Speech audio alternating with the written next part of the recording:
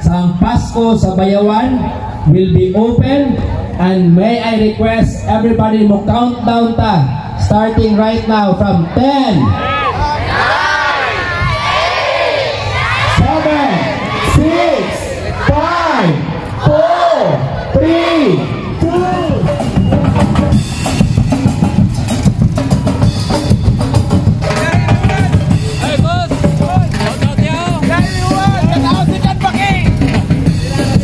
Shoutout siya ako, Sial, oh. Di ko kapat ninyo, mabait. Sial. Oy. Boss, idol. Oy! Idol, kaya anyone.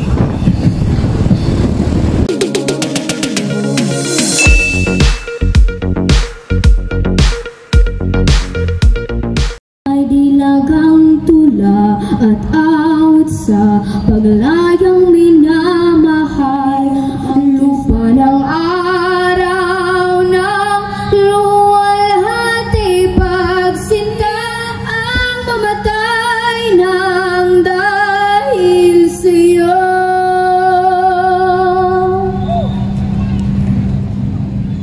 Niining Pasko sa Bayawan, among pahinungod alang sa mga kabatanunan ug sa inahang kinaiyahan. Imong damgo sa imong katawhan, among ampingan, kinasing-kasing namong saguron o palambuon. Sa kanunay namong ipadayon pagbayaw sa imong ngalan, among kahayag, bugma, among langitnong amahan. Amen, amen.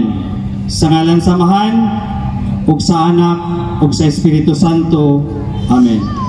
Bayawanon, ato mga bisita sa mga silingan, Santa ug Basay, mayong gabi. Atong isugdan og sayo ang pag-switch on sa ato ang plaza. Ang ato ang ipasiga karon ang plaza, ang sa Boulevard Streets nato ug ang Belen. Sa Nobyembre 28, adton punta sa City Hall o ang Legislative Building ang ato ang pasigahon. Daghan kayong salamat, mayong gabi, may God bless us all. Advance Merry Christmas, ibayaw ang Bayawan. I'm gonna declare sa Pasko sa Bayawan will be open, and may I request everybody mo countdown ta starting right now from 10,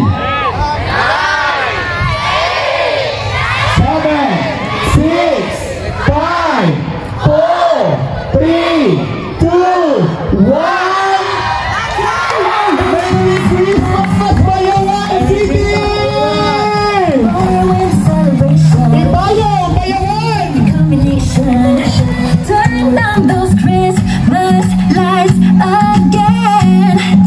I just wanna feel your heartbeat, see you light up when you're with me. I'm looking for a present that will be a surprise. Masaksihan karon ang simbolo, major element ni siya Apple when we talk about Christmas. Ang ginatawag nato nga star, di ba? Or stars ang mga bituon.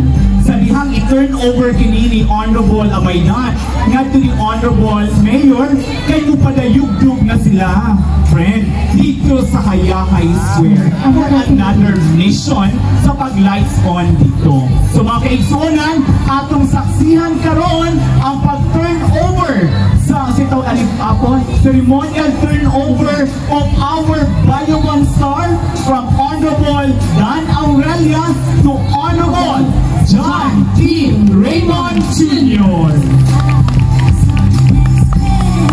There you have it, ladies and gentlemen. Si Honorable John T. Raymond Kuyog ang atong mga officials tuadto na karon sa Yahay Square.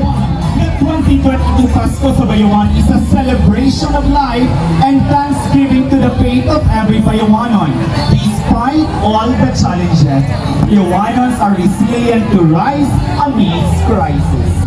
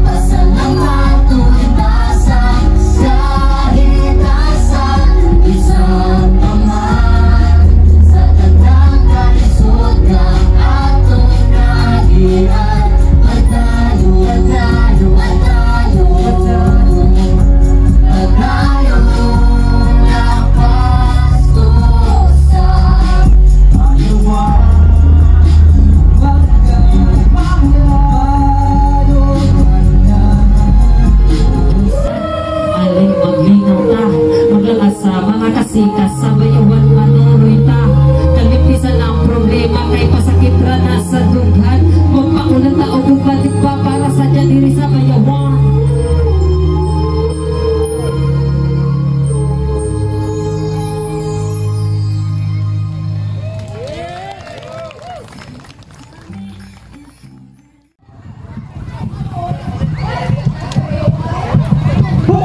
Pasko na sa Bayawan! Pasko na ba sa Bayawan? Pasko na sa Bayawan! Tinuod? Pasko na!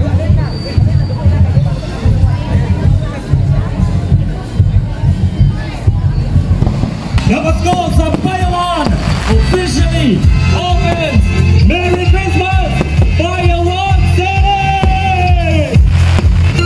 Christmas is a festival of joy. It is about sharing and helping others. This season, people remember Jesus Christ and his lessons of life where he teaches us to practice kindness and love towards each other and help those who are in need. Ladies and friends, Bayawan City's official Christmas ID.